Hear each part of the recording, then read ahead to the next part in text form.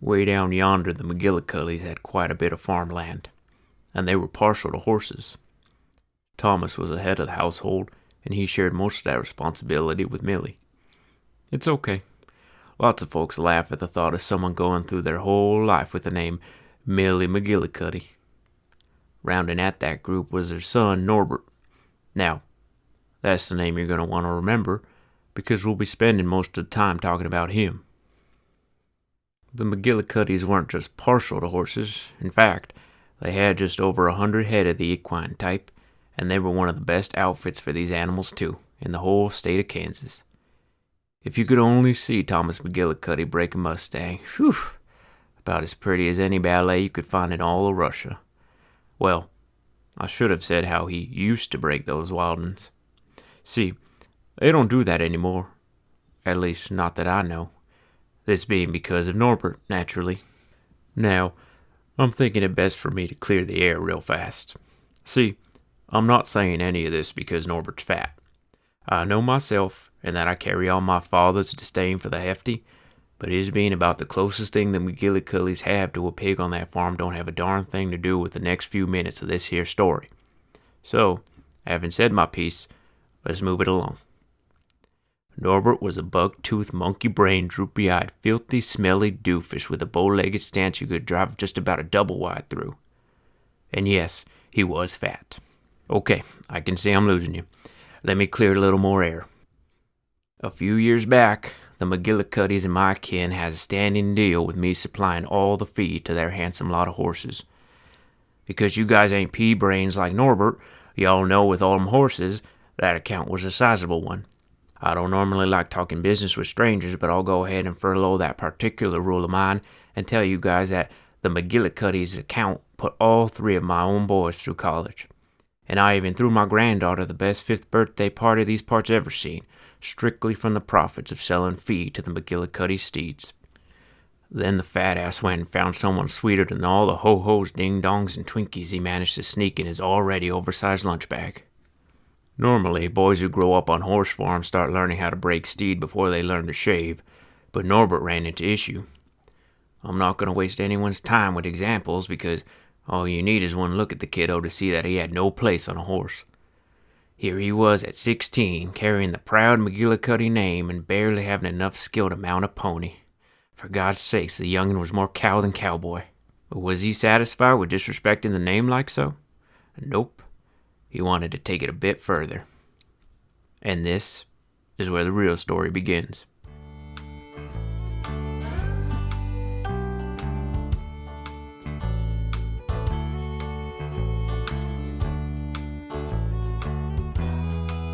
Norbert had chemistry for his 3rd period, and though he was just squeaking above the passing line, he claimed it was his favorite class. He reckoned the experiments and hands-on learning in the form of working with beakers, droppers, and such were the cause of that. I'm sure having the famous Dr. Sabina lead his class had a great deal to do with it too. Dr. Sabina was a perennial teacher of the year, as voted by our students in large part because of her style, which included a heavy emphasis on lab work and experiments with bubbles, color shifts, and other neat tricks that made learning as close to fun as it could get. Dr. Sabina could have already counted on Norbert's vote for the next 2 years he was a student at Dudley High, but after she assigned him as a lab partner for Eliza Kearns, she could have counted on him to put forth the process to the Holy Father himself for her sainthood. Eliza wasn't a looker. Let me start there. Of course, this meant she was a nice fit for Norbert, on account of him being fat and all. Her beady little blue eyes camped out under bangs of stringy strawberry blonde hair, and I reckon the reason her teeth were so gapped like that were because she was always chewing on her nails, a pencil, or even her own ponytail. Match made in heaven, apparently. Anywho, the big boy was smitten, and the good hand of God saw fit to send his crush his way, the only caveat being that he would have no time to prepare for her and have this all-important first impression happen spontaneously. If you've been paying any attention at all, you can guess how that went. Once again, I won't waste your time and go right on ahead and give you the quick bits." Eliza obeyed the doctor's reassignment and grabbed her books and such, headed over to Norbert's table and plopped the contents down right next to him. As soon as she took one step in his direction, he started sweating like, a big fat porker. And he became so self-conscious of that fact that he slid over to the other side of the table. When she asked him if he was okay, he froze up. Then when her face started to twist in confusion, the pressure was so much that he went and ran away, knocking over a set of beakers and some solutions in the process, and funny enough, making an acid that tore through the ground and ate into the pipes underneath, springing a nasty leak all over his classmates. What an ass. Norbert was so embarrassed by the incident that he went straight home and faked a flu until the weekend, spending 3 full days testing the durability of the hardest working bed frame in the county. As it turned out, he had the most vivid dream of his short, pitiful life that Friday night. In it, he and Eliza were married. They owned a big ranch, just like this one, and it was packed with dogs, chickens, horses, and of course, a little of their own little ones. The next part of his dream took place out in a field that he could only assume was also his land. He was on horseback, which should have already tipped him off that this was a dream, unless his horse was built like John Cena, which actually would still be something that one would see in a dream. And the scene was right out of a picture book. Golden hills of barley, an orange cast from the warm sun, and a sky as blue as the eyes of his lover. Then when he turned around, he saw the young lady riding up on her own mare, a noble beast with an ice white coat, every follicle glimmering under the sun. Eliza was a sight to behold. Again, this should have tipped anyone off that none of this was real.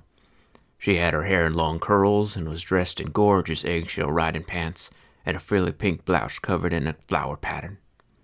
Her smile was indescribable, and she rode so majestically toward her husband with a look in her eyes this young fool had never seen thrown in his direction. Then the roosters crowed.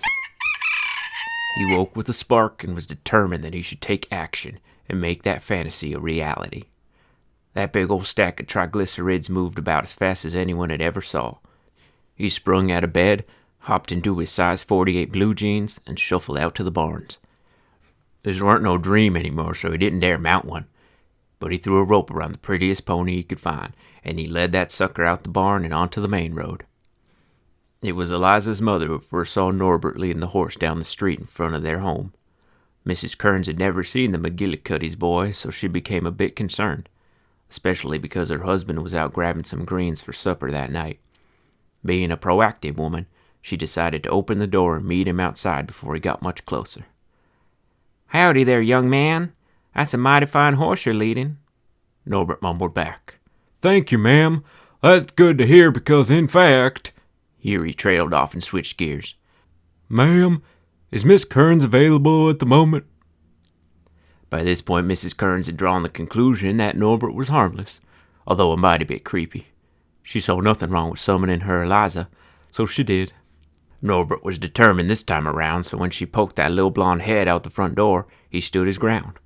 Literally, he didn't take one step closer and started shouting at her from a distance of about 15 or so yards. "Good afternoon, Eliza. I hope you're well." He cleared his throat and swallowed a gulp of cool Kansas air before continuing.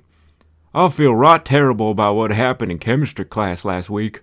The spill and then the whole bit about leaving you without a partner." Eliza chimed in. "Oh, Norbert, that's all fine.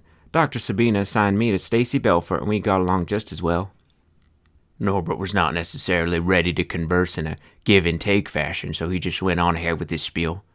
"On account of how I did you wrong and all, I brought you a horse. You may know this, but my family raises horses, and it's been said that they're the most prestigious in the county. We have fair ribbons and all. I don't mean to brag much, but here's the prettiest one I could find on a farm brimming with lookers. And now she's yours." Never having been gifted a horse before, Eliza was confused. She understood the meaning of the gesture and appreciated it enough, but, well, first of all, where was she going to keep it? She wasn't a farmer, and her parents barely had any land whatsoever. As all these thoughts trekked across her mind, Norbert trekked his wide load across her lawn and handed over the reins. Out of politeness, she took them, thanked him, and watched him jiggle off as their mother let out a long breath of frustration. Unfortunately, she would need a lot more of those, because once normalcy returned and Norbert was back in chemistry class, he only fell deeper in love with the young Eliza. Every gosh darn third period, Eliza could count on Norbert being seated at the table, ready to ask about the pony she had since named Ocarina. Eliza did her best to say something new each day, but the truth was that she never wanted a horse. And all Ocarina did was drag her dirty hooves all over her room, smashing her nice things, and dropping steamers onto her bedsheets. On top of this, her parents gave her hell for taking the thing in the first place, and made her pay for the feed out of her own allowance. And I felt right bad about charging her knowing this, but business is business after all. The point was that Ocarina was a handful, and sure she loved her and all, but a cat would have been a whole lot easier to manage. Now the John Goodman-looking protagonist of our story wasn't much happier himself. He had finally got it through his thick skull that his plan to give Eliza a horse did not immediately make her his girlfriend like he had expected. She did not understand that these ponies are some of the best in the state, even though he made sure to tell her that specific fact. But maybe she was so overwhelmed by the sheer boldness and magnitude of the gesture that she hadn't heard that part. Anyway it stood, Eliza was not fawning over his kindness like he had hoped. In his eyes, there was only one thing left to do.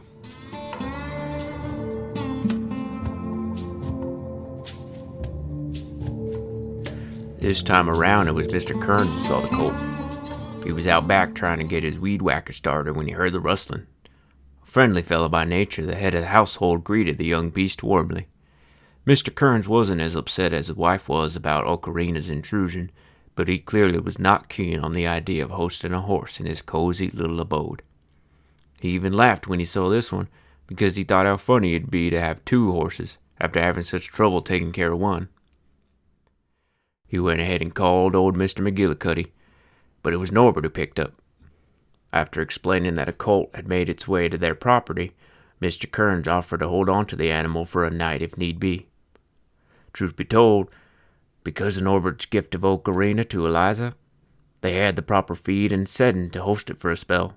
Being his normal friendly self, Mr. Kearns even added that Ocarina might appreciate the company, although hopefully not too much, because any more ponies in the McGillicuddys might find themselves a rival breeder in the Kearns. As he laughed his own joke off, Norbert said he was obliged and that he'd be over tomorrow. Then he hung up and went straight out to the barn. The next series of events gets a little more, fantastic. I know you guys can't see me or nothing, but in my home, there's a Holy Bible on just about every side table, the one where I'm sitting by at present being no exception. I'm gonna go ahead now and place my right hand on it and tell you that everything I've said up until now is true, and listen closely, everything that follows as well. Norbert took Mr. Kearns' comments in a way we can be sure the man did not intend. He went right out to the barn after the phone call and picked up another handsome breed, gave him a brush and a detail, and went to sleep. The following morning he dressed him up real nice, threw a saddle on him, and led him out to the Kearns property. Just like he had before, he rang the bell, said hello to Eliza, and handed her the reins. He did this every day for 3 months. By the time fall was creeping its nasty head into summer's business, there were just under 100 horses occupying the Kearns home. 4 or 5 slept in the laundry room. A few dozen preferred the backyard. Several others were particular to Mr. Kearns' den, and so on and so forth.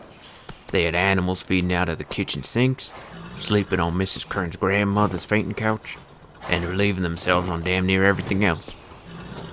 Now, stop a moment and just picture this. The McGillicuddys had hundreds of acres and a good deal of barns to house these people, and now the Kearns were housing the same ones in their own house. You can right imagine the smell alone. Needless to say, Eliza was beside herself. She even had to take on 2 part-time jobs just to feed him and care for him properly. Again, I felt bad and all, but business is business. I did give her the bulk discount for what that's worth. Naturally, because of these newfound responsibilities, she had no time to go on dates with Norbert even if she wanted. At a certain point, she even had to flat drop out of school. so we never saw her any more there either. The McGillicuddies were even more irate. They hadn't noticed what their dumbass son was doing until about half the stock was moved, which is an implication of their own care if you ask this narrator.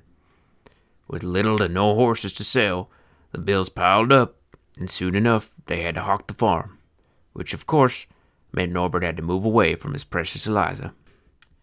Now, I'm sure when you heard my deep voice and old-timey West twang, you figured this would be one of them old parables with a big moral at the end. Something about how you gotta love yourself above all, or blood is thicker than water, or maybe even how you can't buy love. Well, I truly am sorry if that's what you were expecting, but this ain't one of those types of stories. This is just a tale about a fat idiot who sunk his own family's livelihood while also losing the love of his life. Not to mention screwing an honest small business owner in the process, because the Kerns eventually hit their breaking point and sold all the horses to an out-of-state buyer, leaving almost no one in this town for me to sell to. So screw Norbert McGillicuddy, and to hell with the Kerns clan too. I'm coming up on 70 years of age now, and you know what I do all day? I greet people at the Walmart. Over 30 years selling feed to horses all over the county, and I'm waving to my former clients like an idiot with the grin stapled to my face and that ugly-ass vest over my hunched shoulders. They make me park a damn country mile from the entrance, take my cigarettes out back where those feral cats piss and give birth, and when I want a day to myself, I have to give my 20-year-old manager no less than a fortnight's notice. All this bullspit for minimum wage and a 10% employee discount that I can't even use on liquor. I guess if you want a moral, the best I can do is save your damn money. Or better yet, don't have kids. If I had a time machine, the one thing I'd do is go back to 1996 and right kick old Mr. McGillicuddy right in his ballsack for even thinking of conceiving that tubbo with his already oversized wife. And it ain't like my kids are much better. One off in California writing screenplays for independent films that don't make any money. The other two working as teachers because it's a noble profession. You know what's really noble? Actually making real cash so your dad don't gotta smoke in front of a damn feral cat maternity ward. This is my new life now. If there's any God up there, it won't last very long. Then again, if there was a God, he would have sent a lightning bolt down on that human sack of lard before he even got around to ruining Eliza's, Thomas's, and my own life. Guess it really is just us down here. Bunch of good people just waiting to be screwed over by the idiocy or even the misguided generosity of the bad ones. Now, wait a second. I think I do have a moral for you guys after all. I don't care if you're about to greet your first grandchild or it's your first day on your first job. For the love of all that is holy, open up a Roth IRA. Now. And don't go buying stupid expensive junk like horses.